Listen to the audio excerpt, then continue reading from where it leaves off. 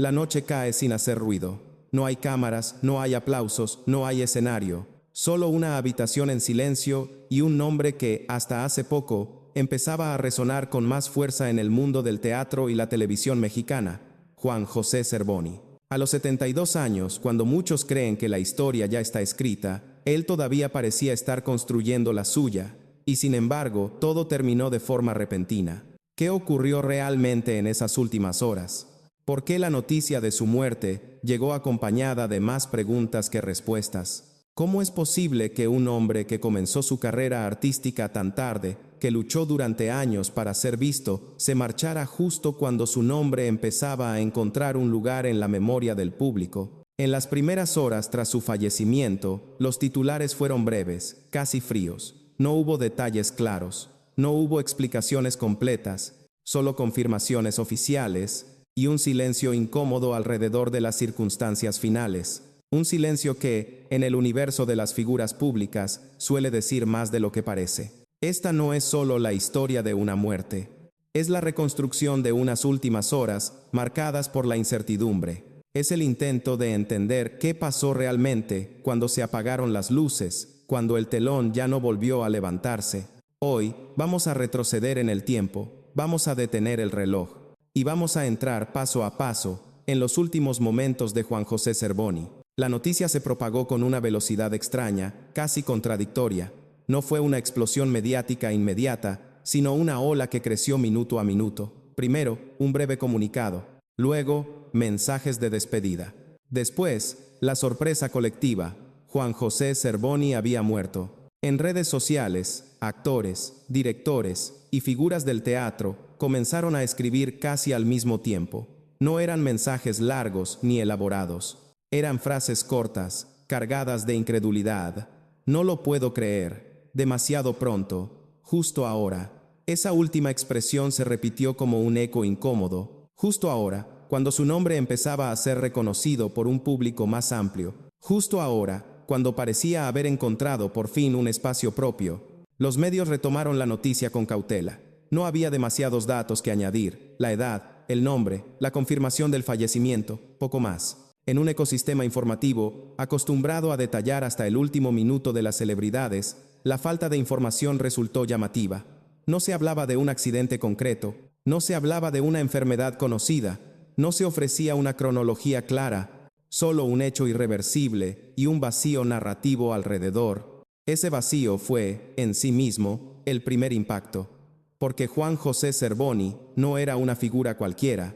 Su historia dentro del medio artístico mexicano tenía una particularidad que lo hacía profundamente humano.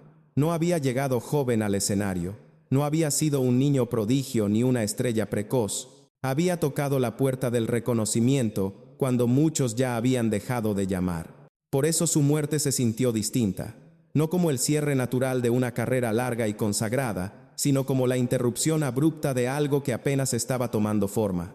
Para muchos colegas, Cervoni representaba la prueba viviente de que nunca es tarde, y esa idea, de pronto, quedó suspendida en el aire. En los programas de espectáculos, los conductores hablaban en un tono inusualmente contenido. No había escándalo, pero sí desconcierto. Se fue de manera inesperada, repetían. Aún no se conocen los detalles. Cada frase parecía cuidadosamente elegida para no decir demasiado y, al mismo tiempo, para no cerrar ninguna puerta.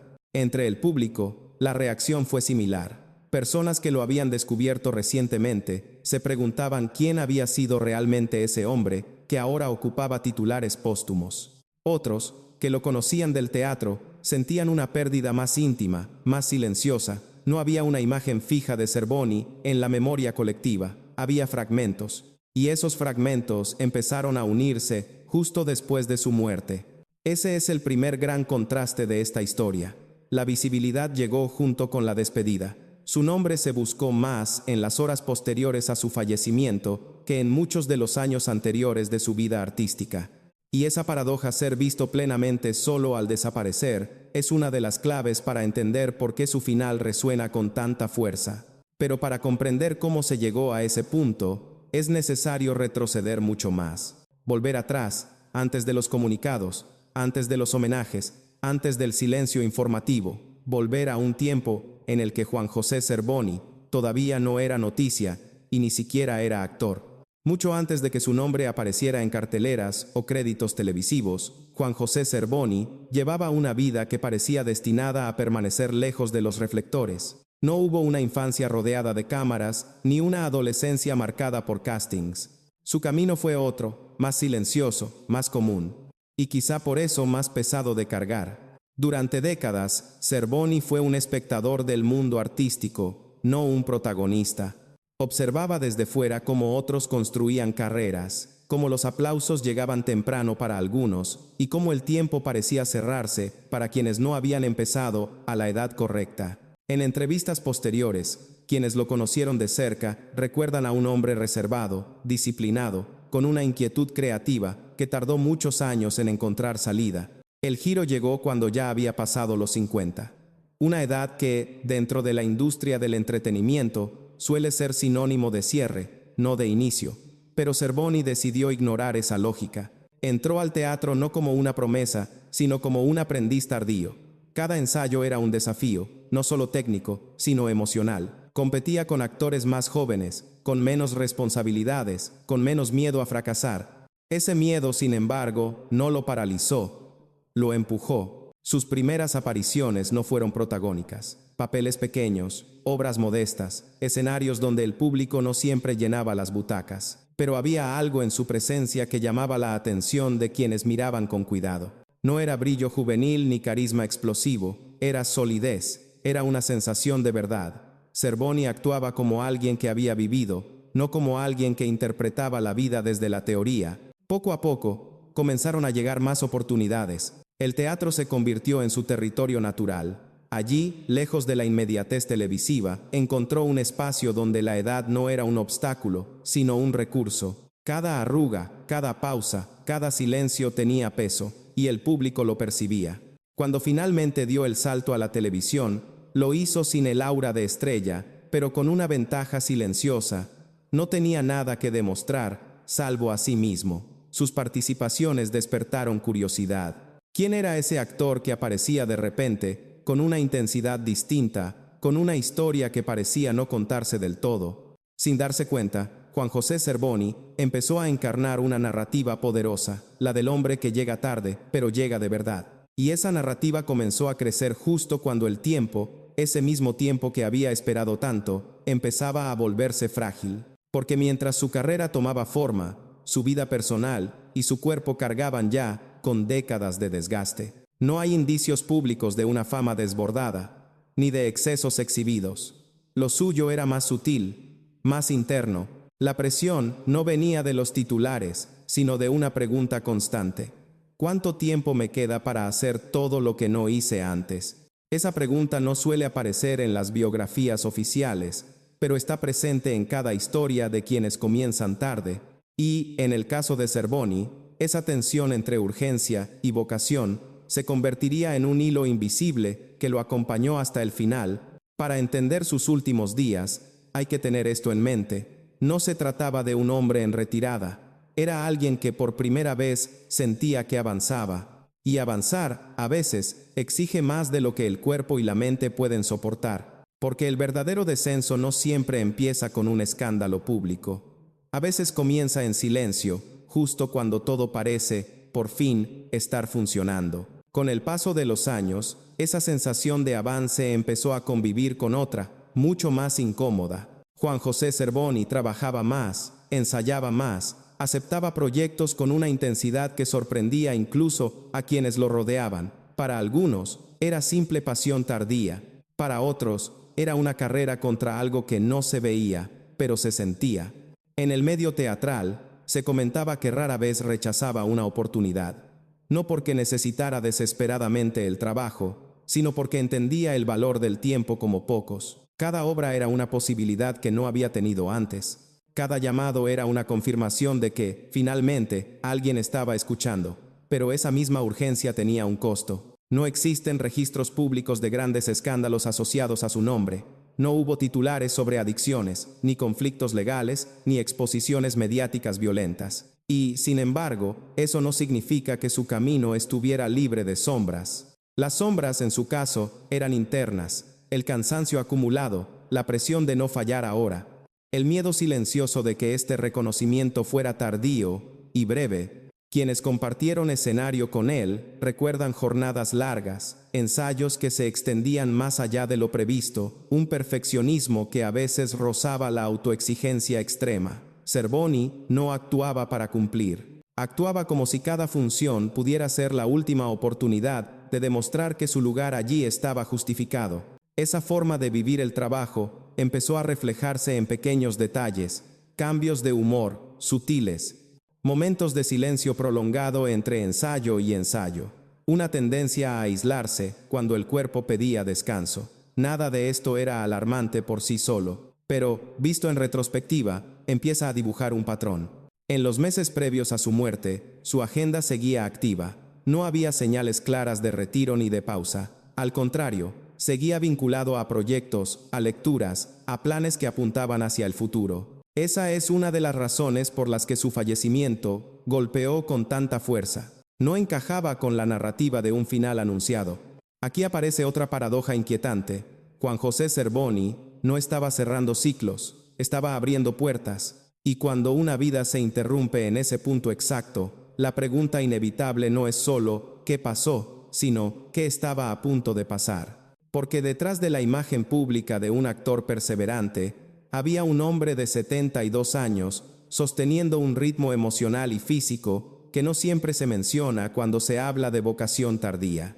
El cuerpo guarda memoria, el cuerpo pasa factura, y el cuerpo no negocia con los sueños. Nada de esto confirma una causa, no explica un desenlace, pero sí ayuda a entender el contexto humano de los días previos. Un contexto donde el éxito no siempre significa calma, donde el reconocimiento puede llegar acompañado de una presión silenciosa, la de no poder detenerse ahora. Y entonces, sin previo aviso, el calendario avanzó hacia sus últimos días, días en los que algo cambió, días en los que las rutinas comenzaron a romperse, días que, vistos desde afuera, parecían normales, pero que, desde adentro, tal vez no lo eran. Para llegar a ese punto, es necesario entrar en el tramo más delicado de esta historia, las semanas finales. El período en el que los gestos pequeños, las decisiones aparentemente menores, empiezan a adquirir un peso distinto. Un peso que solo se revela cuando ya es demasiado tarde.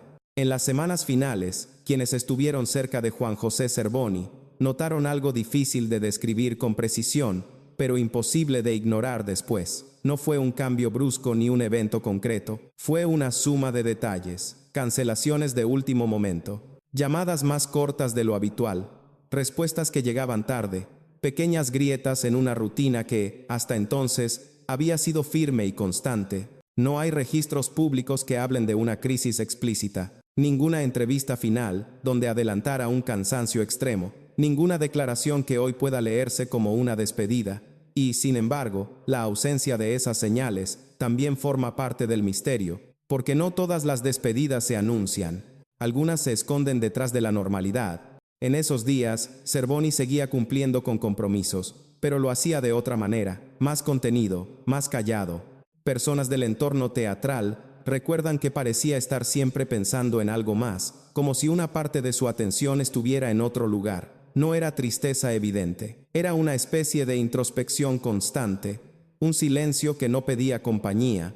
El teléfono seguía sonando, los mensajes seguían llegando, el mundo no se había detenido para él.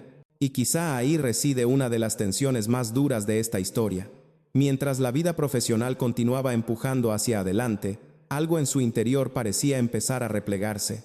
Los últimos días no estuvieron marcados por grandes gestos. No hubo viajes llamativos ni encuentros públicos significativos. Todo ocurrió en una escala íntima: hogar, espacios conocidos, rutinas aparentemente inofensivas. Esa cotidianidad es la que vuelve más inquietante el desenlace. Porque cuando no hay una alarma visible, la caída siempre sorprende. Llegamos así al umbral de las últimas 24 horas. Un tramo del tiempo que, en retrospectiva, se vuelve insoportablemente denso. Cada hora adquiere un valor que nadie pudo medir en ese momento. Cada silencio se vuelve una pista, cada ausencia, una pregunta. De esas últimas 24 horas se sabe poco con exactitud, y ese poco es precisamente lo que alimenta la inquietud. No hay una cronología pública detallada, no hay reconstrucciones oficiales minuto a minuto, solo fragmentos confirmados y largos espacios en blanco. Lo que sí es claro es que, en ese último día, Juan José Zerboni no estaba rodeado de focos ni de aplausos, no estaba en un set, no estaba sobre un escenario, estaba lejos del ruido que, irónicamente, había tardado tanto en alcanzarlo. El contraste es brutal. Un hombre que luchó décadas por ser visto, pasando sus últimas horas fuera de la mirada pública. La mañana transcurrió sin titulares. El mundo siguió girando. Nadie imaginaba que, en algún punto de ese día, algo irreversible estaba por ocurrir. Y cuando finalmente ocurrió, no lo hizo con estruendo. Lo hizo en silencio. Como si el final hubiera decidido imitar el tono discreto con el que Zerboni había vivido gran parte de su vida.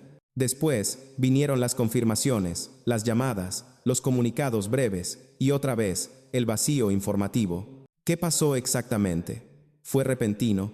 ¿Había señales médicas previas? ¿Hubo intervención de terceros? Preguntas que aparecieron de inmediato y que no encontraron respuesta clara. Ese silencio oficial no es necesariamente sospechoso, pero sí es profundamente inquietante. En el universo de las figuras públicas, la falta de detalles suele convertirse en terreno fértil para la especulación. Y así ocurrió. No con teorías estridentes, sino con dudas persistentes, dudas que siguen abiertas. Porque cuando una historia se detiene sin explicación, la mente humana intenta completarla. Y en el caso de Juan José Zerboni, esas últimas horas, precisamente por lo poco que se sabe, se transformaron en el núcleo más oscuro y más fascinante de su despedida. A partir de ese momento, la historia dejó de ser solo personal, se volvió pública, se volvió colectiva, y empezó otra etapa, la del eco, la del debate, la de las interpretaciones enfrentadas sobre una muerte que, incluso hoy, se resiste a ser completamente entendida. Cuando la noticia dejó de ser un rumor y se confirmó oficialmente, comenzó la fase más incómoda de toda muerte pública, la búsqueda de explicaciones. No hubo conferencia de prensa extensa, no hubo un informe detallado que cerrara el caso en un solo gesto. Hubo, otra vez, comunicados breves, palabras medidas, un tono de respeto que, sin proponérselo, dejó demasiadas puertas abiertas. Los medios intentaron reconstruir lo ocurrido con las piezas disponibles, edad, trayectoria, últimos trabajos conocidos. Algunos recordaron su historia tardía en el medio artístico, otros subrayaron lo inesperado del desenlace. Pero cuando llegó el momento de explicar cómo y por qué, la narrativa se detuvo. No había datos verificables para ir más allá. Ese punto muerto informativo generó una reacción previsible. No escándalo inmediato, sino susurros. Preguntas repetidas en columnas de opinión, en programas de análisis cultural, en conversaciones privadas entre colegas. Había una condición médica previa que no se conocía. ¿Había señales de desgaste extremo? ¿Se trató de algo súbito? ¿Por qué no se habló con claridad desde el inicio? Familiares y personas cercanas optaron por el silencio. Un silencio que, desde fuera, puede parecer evasivo, pero que muchas veces es simplemente una forma de protección.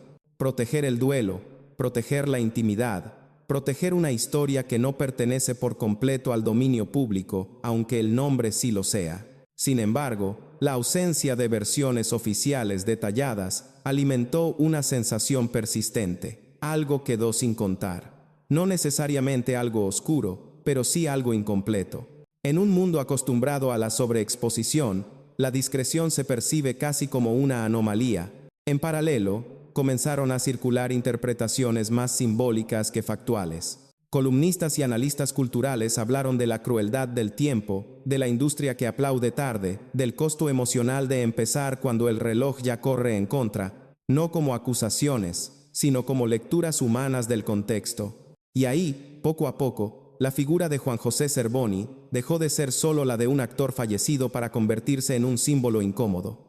El símbolo del talento que llega cuando el margen es mínimo, del reconocimiento que aparece justo cuando la resistencia empieza a flaquear, de la pregunta que nadie puede responder con certeza: ¿habría sido distinto si el éxito hubiera llegado antes? Las redes sociales reflejaron esa transformación. Ya no se hablaba solo de su muerte, sino de lo que representaba. Personas fuera del medio artístico comenzaron a identificarse con su historia. Comentarios de gente que decía, yo también empecé tarde. Yo también siento que corro contra el tiempo. Su historia me duele porque me veo ahí. Ese es el tipo de eco que no se puede fabricar. Aparece cuando una vida toca una fibra colectiva, y ese eco, paradójicamente, fue más fuerte después de su partida que durante muchos años de su carrera. Con el paso de los días, la conversación mediática se fue apagando. No hubo giros dramáticos ni revelaciones finales que cambiaran la percepción pública. El misterio no se resolvió, simplemente se asentó. Y a veces eso es lo que más perdura, no una respuesta, sino una pregunta bien formulada. Hoy, cuando se menciona a Juan José Zerboni, su nombre ya no viene solo acompañado de sus trabajos o de su edad al morir, viene acompañado de una sensación, la sensación de algo interrumpido, de una historia que no alcanzó a contarse completa, de un último acto que quedó fuera de escena.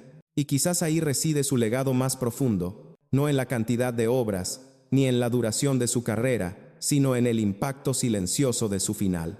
En la forma en que su despedida obliga a mirar de frente una verdad incómoda, que el tiempo no siempre espera a que estemos listos, y que algunas historias, incluso las más perseverantes, se quedan sin epílogo. Porque al final, cuando las luces se apagan y el escenario queda vacío, lo único que permanece es la pregunta que nadie pudo responder del todo. ¿Qué pasó realmente en esos últimos momentos? ¿Y qué nos dicen sobre la vida que vino antes? Con el paso de los meses, el nombre de Juan José Zerboni empezó a aparecer con menos frecuencia en los titulares. Como ocurre casi siempre, la actualidad avanzó, nuevas noticias ocuparon el espacio, y el ruido se desplazó hacia otros rostros, otras tragedias. Pero en un lugar más silencioso, el de la memoria, su historia no se disipó del todo, porque algunas vidas no se recuerdan por la magnitud de su fama, sino por la pregunta que dejan abierta. Zerboni no fue una estrella construida por el marketing, ni una figura omnipresente durante décadas. Fue algo más raro, y quizá más inquietante.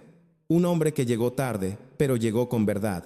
Un hombre que no tuvo tiempo para acomodarse al éxito, para disfrutarlo sin prisa, para convertirlo en rutina, y cuando se fue, lo hizo sin explicaciones públicas claras, dejando un vacío que no se llena con comunicados. Si miramos su historia desde el final hacia atrás, todo adquiere otro sentido, la disciplina casi obsesiva, la urgencia por aceptar cada proyecto, el silencio creciente, no como pruebas de una causa concreta, sino como señales de una vida vivida bajo una presión invisible, la de no poder permitirse fallar ahora. En sus últimos momentos, Juan José Zerboni no estuvo rodeado de multitudes, no hubo una ovación final, no hubo un gran cierre narrativo, hubo, simplemente, un final humano, discreto, tan discreto como había sido gran parte de su camino antes de ser visto.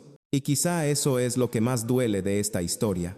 Que alguien que luchó tanto por existir en el escenario haya terminado fuera de foco, que alguien que representó la esperanza de empezar tarde no haya tenido tiempo de descansar en lo conseguido, que sus últimas horas sigan envueltas en un silencio que nadie ha querido o podido romper del todo. Su legado no está solo en los personajes que interpretó, sino en lo que su vida provoca al ser observada desde el final. Nos obliga a preguntarnos cuántas personas caminan hoy con la misma urgencia, cuántas sienten que el reloj corre demasiado rápido, cuántas esperan un reconocimiento que llega cuando el cuerpo ya está cansado. Tal vez esa sea la lección más profunda de sus últimos momentos, que el éxito no siempre llega con calma, y que la perseverancia, aunque admirable, también puede ser solitaria, que detrás de cada historia de «nunca es tarde» hay un costo que pocas veces se muestra. Juan José Zerboni se fue sin explicarlo todo, y tal vez nunca lo sepamos por completo. Pero al detenernos en sus últimas horas, al mirar su vida desde ese punto final, queda algo claro, incluso en silencio, su historia sigue hablando. Y lo hace con una pregunta que resuena mucho después de que el video termina, cuando la pantalla queda en negro y el espectador se queda a solas con sus propios pensamientos. Porque al final, todos famosos o no, caminamos hacia ese mismo momento. Y lo único que nos distingue es cómo vivimos antes de que llegue. El silencio que quedó después no fue un silencio vacío. Fue un silencio lleno de interpretaciones, de miradas hacia atrás, de personas que revisaron entrevistas antiguas, fotografías borrosas, fragmentos de obras de teatro, intentando encontrar ahí alguna pista que explicara el final. Como si, al observar con suficiente atención, el desenlace pudiera revelarse retroactivamente. Pero no ocurrió. La historia de Juan José Cervoni se resiste a cerrarse porque no fue una vida diseñada para el espectáculo, sino para la resistencia. Y las historias de resistencia rara vez tienen finales claros. No explotan, no colapsan de manera evidente. Simplemente se apagan. Quizá por eso sus últimos momentos resultan tan inquietantes, porque no encajan en el molde clásico de la tragedia mediática. No hubo persecución, ni cámaras persiguiendo una ambulancia, ni titulares sensacionalistas explicándolo todo en una sola frase. Hubo, en cambio, algo mucho más cercano a la realidad de millones de personas, una vida que siguió adelante hasta que, de pronto, ya no pudo más. Mirar su historia desde el final es mirar un espejo incómodo, un espejo que nos recuerda que el reconocimiento no siempre llega cuando más se necesita, y que la fuerza de voluntad, por admirable que sea, no convierte al tiempo en un aliado. Cervoni demostró que nunca es tarde para empezar, pero su final nos recuerda que empezar tarde también implica correr sin red. Tal vez esa sea la razón por la que su muerte no se olvida del todo, porque no nos permite una conclusión fácil, porque no ofrece una moraleja cerrada, porque deja una pregunta flotando, no solo sobre él, sino sobre todos nosotros. ¿Qué precio estamos dispuestos a pagar por no rendirnos? Juan José Cervoni ya no puede responderla, pero su historia, contada desde sus últimos momentos, sigue obligándonos a escuchar.